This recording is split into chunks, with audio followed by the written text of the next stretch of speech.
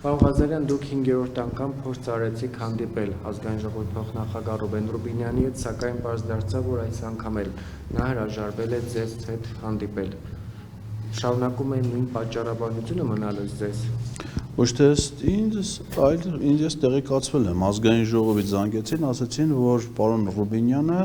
հարկ չի համարում ընդունելության արժանացնել միայն ինձ, այսինքն այլ քաղաքացիների հետ հայտարարված ընդունելությունը կայանում է, ինքը փաստորեն ողջ առողջ է, իր հետ ոչինչ չի պատահել, չնայած վերջին հարցազրույցները, բայց ինքը ի վիճակի է ընդունելություն կազմակերպել, բայց ինձ ընդունելության չի արժանացնում, այսինքն պարոն Ռուբինյանը 5-րդ անգամ իրականացնում է նույն հանցագործությունը, որը նկարագրված է քրեական օրենսգրքի 203 հոդվածում, այն է խտրական վերաբերմունք քաղաքացու նկատմամբ պայմանավորված նրա քաղաքական հայացքներով։ Իդեպ ասեմ, որ նախորդ անգամ ես դիմել եմ Մարդու իրավունքների պաշտպանի գրասենյակ, հիմա էլ կդիմեմ, հենց այստեղից Սերժ ճեպազրույցից հետո, եւ նրանք վարույթ էին նախաձեռնել եւ ազգային ժողովից պարզաբանել էին ՄԻՊ-ի գրասենյակին, որ հատկապես Ռուբեն Ռուբինյանը եւ Հակոբ Արշակյանը Էդգար Ղազարյանին ընդունելության չեն արժանացնում որպես քաղաքական գործիչ, այսինքն իրենք իրենց գրավոր մեկնաբանությամբ հաստատել են խտրականության փաստը պայմանավորված քաղաքական հայացքներով։ Ասեմ ձեզ, որ այս ընդունելությունների հեղինակը իրենք են, սա ես չեմ, ես նոր քիչ առաջ փորձեցի ընդունելություն խնդրեմ ազգային ժողովի նախագահին, հիմա էլ հեռախոսը չի պատասխանում, չգիտեմ ինչի, երևի սուպերսակոն ստեղ կարող է առանձնացել են, հավանաբար, հեսա նորից կփորձենք կապ հաստատել ազգային ժողովի ընդունարանի հետ, որպեսզի իրան էլ տեղյակ պահենք այս իրավիճակի մասին, արդեն 4-րդ ամիսն է, ազգային ժողովի փոխնախագահները եւ 5-րդ ամիսը ներեցեք, մենք մայիս ամսից ենք սկսել այս գործընթացը, 5-րդ անգամ արդեն ընդունելության չեն արժանացնում ցուցաբերելու խտրական հիմա մարդը կարող է տեղյակ չի։ Ինչ իրավական պրոցեսներ հաջորդեցին բացի այդ վարույթը ՄԻՊ-ի, որին արձագանք եղավ ազգային ժողովից հետո, ինչ եղավ, որովհետև գիտեմ, որ մի քանի վարույթներ կարծեք կարճվել են։ Ոչ թե կարճվել են, այլ նախ վարույթներ չեն նախաձեռնել, ես բոլոր գործերով դիմել եմ դատախազություն, վաղնել եմ դիմելու,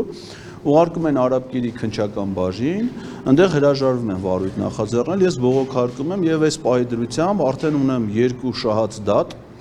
եւ դատարանը պարտավորեցրել է քննչական կոմիտեին նախաձեռնել վարույթ։ Ինչը հետաքրքիր, որ դատարանի պարտավորեցնելուց հետո քննչական կոմիտեն հոկտեմբերի 16-ին նախաձեռնում է վարույթ, 17-ին հայտարարում է վարույթը ավարտելու մասին առանց որևէ վարույթային գործողություն անելու։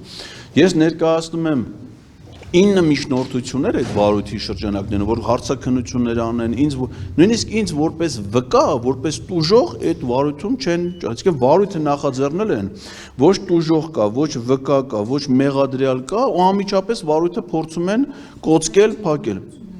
Խոսքը ընդունելությունների մասին է, բայց դատարանի որոշում կա, իսկ իրենք պարտավոր են այդ վարույթները նախաձեռնել եւ ես հետեւողականորեն շարժվել եմ այդ ուղղությամբ, այսինքն այս պայթուրությամբ ես արդեն մի խմբակցություն եմ ձևավորել ՔՊ-ի ներսում հանցագործների 24 հոգի մեջը ներառված են Երևի Ռուբինյանի նշանակենք խմբակցության ղեկավարը, որովհետեւ ինքը չեմպիոնն է ամենաշատ չընդունելու հարցում Չէ, իրանք կապած թե ով ինձ ընդունելության չի արժանացրել, այսինքն այնտեղ կրկնահանցագործության դեպքեր կան, ընդհանուր ընդունելության չարժանացնելու քանակը շատ է, բայց ասենք Հակոբ Արշակյան 4 հատ, Ռուբինյանը դառավ 5 հատ, այնտեղ էլի պատգամավորներ կան, որ կրկնակի հանցագործություն։ Ես մի խոսքով ՔՊ-ի ներսում արդեն 24 հոգանոց խմբակցություն ունեմ Եվ ես կարծում եմ, որ իրանք մի փրկություն ունեն այս հանցանքից ի վերջո արդարացվելու, վարույթը կարճվելու, որ գնան Հայկ Մամիջյանի մոտ եւ միանան վարչապետին անվստահություն հայտնելու գործը։ Մեզ հենց այդքան էլ պակասում է մոտավորապես։ Եթե հիմա ԿՊ-ից 24 հոգի միանան նախաձեռնությանը, վարչապետին հնարավոր կլինի անվստահություն հայտնել, մենք էլ կպրծնենք իրենք վարչապետին անվստահություն հայտնելու գործընթացը որակում են անլուրջ։ Այսինքն, եթե մի գործընթաց նկարագրված է սահմանադրությամբ եւ դա իրենց որպես պատգամավորների պարտականությունն է, դրա անլուրջը ո՞րն է։ Այսինքն եթե իրենք փաստորեն իրենց падգամավորի որպես պարտականություն կառավարության գործունեությունը վերահսկելու անլուրջ են համարում։ Չէ, այդ կոնտեքստով չի ասում են, որ որևիցե հիմք չկա Նիկոլ Փաշինյանին անվստահություն հայտնելի վերջո ըստ իրենց ձևակերպած Նիկոլ Փաշինյանը ինչ անում է, ճիշտ է անում, իրենք էլ կիսում են, տեսնում եք, հա, որտեղ գնում են պատարագի հետևից գնում են պատարագի։ Չէ, պատարագի հենց կակրած չեն գնում։ Գնում են, չի բոլորը, բայց գնում են։ Ահա, այս Ռոմանոսներ գնացել, կանգնած էր հետևում, բայց անցած անգամ չէր գնացել։ Արադ Միրզոյանները այս անգամ գնացել, անցած անգամ չէր գնացել, նայել կարծեմ Ճեմարանի որպես շրջանավարտ, կարող է պրակտիկա էր որպես գնացել, որտեղ ասենք ոչ օրինական քահանաների մատուցած արարողությունը ոնց էր, երևի պրակտիկա էր։ Շատ քիչ մարդ է նրա հետևից գնում։ Իսկ ինչ վերաբերվում է վարչապետի գործունեությանը, բայց հենց այդ եմ ուզում իրանց հետ ասելով խոչի։ Վարչապետի գործունեությունը պիտի համապատասխանի կառավարության գործունեության ծրագրին։ Հələ մենք թող գան նստեն կառավարության գործունեության ծրագրի ցանկացած էջը բացեն կարդան։ Տեսնենք այդ գործունեության ծրագիրը կատարվում է թե չի կատարվում։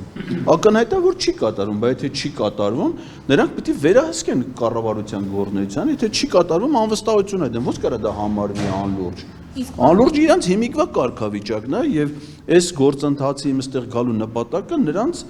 լրջության դաշտ բերելն է եւ իրանց պաշտոնական պարտականությունների դաշտ բերելն է։ Իրանք չեն կարող խուսափեն դրանից։ Բացի իմպիչմենտի հարցից կար էլ ուրիշ հարց, որ պետք է ներկայացնել Ռուբինյանին։ Այո, Ռուբինյանի հետ եւս 3 հարց կար։ Մեկը վերաբերվում է դրան, որ ինքը ընդգրկված է Ալեն Սիմոնյանի կարգադրությամբ ստեղծված Հայաստանի Հանրապետության եւ Արցախի Հանրապետության ազգային ժողովների միջև համագործակցության հանձնաժողովի կազմում։ Եվ ես ուզում եմ իմանամ, ինքը որ փաստորեն ամեն օր փող է ստանում նաև որպես այդ հանձնաժողովի անդամ։ Ես ուզում եմ իմանամ այդ հանձնաժողով քանի նիստ են գումարել մինչև հիմա, ինչ հարցեր են քննարկել, ինքը այնտեղ ինչ դիրքորոշումներ ունի, առաջիկայում երբ է նիստ նախատեսվում, ինչ են պատրաստվում անել, ինքը այդ հանձնաժողովի անդամ է։ Իր պարտականությունների կատարման վերաբերյալ տեղեկություններն է ինձ հետաքրքիր։ Երկրորդը ինձ հետաքրքիր է նրա կարգավիճակը, որովհետև նրա կենսագրական տեղեկություններում կա, որ ինքը իթիվս ԿՊ-ական այլ գործիչների Նիկոլ Փաշինյանի, Սասուն Միքայելյանի, Հակոբ Արշակյանի 2016 թվականի մայիսին մասնակցել են ապրիլյան պատերազմին։ Մայիսին են մասնակցել, բայց իրաց մասնակցությունը եղել է այն, որ որպես ԿՊ-ի կամավորական ջոկատի անդամ գնացել են Արցախի պաշտպանության բանակ եւ Արցախի պաշտպանության բանակի զորամասերից մեկին կցված իրականացրել են ինժեներական աշխատանքներ, ասենք փորել են փոս։ Ես հիմա ուզում եմ իմանամ, ինքը ուզում է, չի ուզում գնա մի հատ իր փորած փոսը տեսնի, միգուցե մտնի մեջը, միգուցե անվտանգային նկատառումներից ելնելով հողը տա վրեն։ Բայց հետաքրքիր է իր փորած փոսը որ երկրի տարածքում է ինքը փոր է։ Եթե դա Ադրբեջանի տարածքում է, հիմա ինչի չի գնում Ադրբեջանի տարածքում փոս փորի։ Եթե ինքը փոս փորող է Ադրբեջանի տարածքում։ Եթե փորել է որպես ինչա փոր է, ռազմական հանցագործ է ինքը, թե պետական դավաճան, ինձ այդ է հետաքրքիր իմանալ իրանից իր կենսագրական տվյալները եւ իր այսօրվա հայտարարությունները։ Եվ նաեւ հայ-թուրքական գործընթացում հայտարարում են, ասում են Ռուբինյանը այդ գործընթացի հայկական կողմի ներկայացուցիչը։ Նայում ենք սահմանադրությանը, կառավարության արտաքին քաղաքականությունը վարում է կառավարությունը։ Ռուբինյանը օրենսդիր իշխանության ներկայացուցիչը։ Սահմանադրությամբ ասում է, որ իշխանությունները տարանջատված են։ Օրենսդիր իշխանությունը վերահսկում է կառավարության, օրենսդիր իշխանության ղեկավար մարմնի ներկայացուցիչը ո՞նց է կառավարության ֆունկցիա իրականացնում։ Վարչապետի որոշում չկա, որ ինքը այդպես ֆունկցիա իրականացնում, այսինքն ինքն իր ավճությամբ է զբաղվում։ Ուզում եմ իրանից մատը կարող ինքը տեղյակ չի մեր երկրի օրենքներից, կա իր կարգը, կարող ինքը չգիտի, որ ինքը ազգային ժողովի փոխնախագահ է։ Բայց ուզում եմ իր հետ այդ հարցերը լավ կլինի ձեր ներկայությամբ փորձենք պարզաբանենք, որովհետև ինքը երբեմն ճեպազրույցներ տալիս է ազգային ժողով։ Այնպես է տահաշ ձեն ունի, շատ երկար չի լավ իրան լսել, էլի, այնպես ճղճղան այնպես ձեն ունի։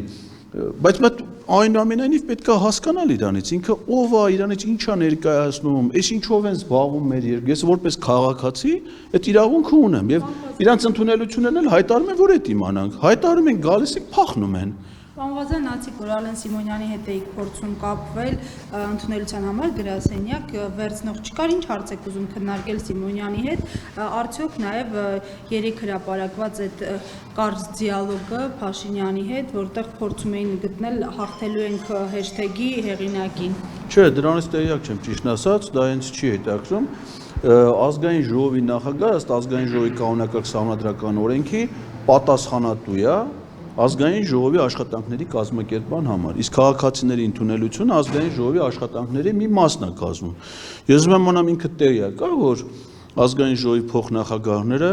ընդունելություններ են տապալում, ազգային ժողովի падգամավորները չեն ներկայանում քաղաքացիների ընդունելության, չեն ցուցաբերում, այդ իր պարտականությունների մեջ է մտնում եւ նաեւ մի քանի հարց իրան այդ գործընթացի հետ կապված, օրինակ այդ իր ստեղծած հանձնաժողովը, որ ասում եմ Արցախի Հանրապետության ազգային ժողովը, ինքը դրա նախագահն է։ Էդ էլ է ինձ հետաքրքիր, կամ ինքը 2020 թվականին ազգային ժողովի պատվիրակության ղեկավարն ա եղել Արցախում իրականացված ընտրություններում դիտորդական առաքելություն է իրականացրել։ Հիմա ասում է, որ Արցախը ապօրինի կազմավորում է փաստորեն, Արցախի իր այդ դիտորդական առաքելությամբ ընտրված ազգային ժողովի գործունեությունը Հայաստանի տարածքում համարում է Հայաստանի անվտանգության սպառնալիք, երբ որ Հայաստանի ազգային անվտանգության ռազմավարության մեջ դա սպառնալիք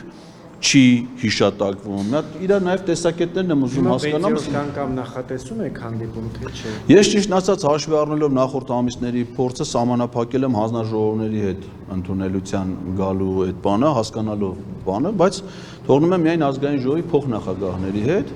եւ այո, Ռուբինյանի եւ Հակոբ Արշակյանի հետ դեկտեմբեր ամսվա նախ Հակոբ Արշակյանին ամսի 21-ին է նոյեմբերի դրան էլ կգամ, հուսով եմ, որ ինքը կգա գիտակցության եւ կներկայանա, չնայած դա նոյեմբերի 21-ին է, ոչ թե 34-ին, բայց այնուամենայնիվ հուսով եմ, որ ինքը կգա այդ ընդունելությանը եւ դեկտեմբեր ամսվա ընդունելությանը անպայման նորից կգրանցվի մասնակցելու։